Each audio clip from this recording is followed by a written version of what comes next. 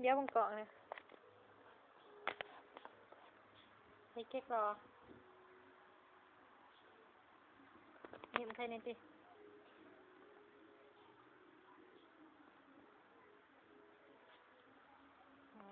แหละเก๊กรอเก๊กรอเก๊กรอยิ้มเลย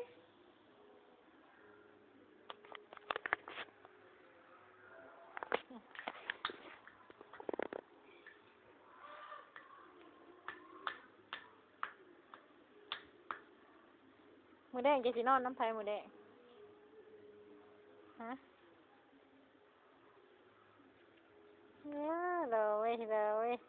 เงียบไม่ตีเงียบใส่กล่องไหมเนี่ย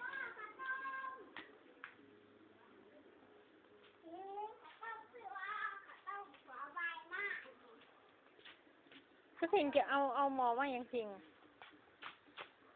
เอาหมอมาอย่างเดียวนี่อย่าเห็ดเนี่ยน่ะ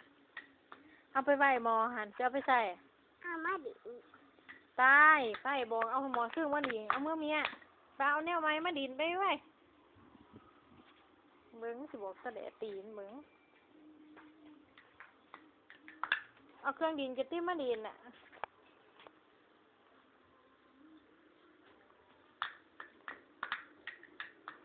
ทะเยอบ่ขึ้นหอดพอจะว่าทะเยอมาโยห้องน้ำมาเงียบในเบิ้งให้เงียบในเบิ้งเงียบ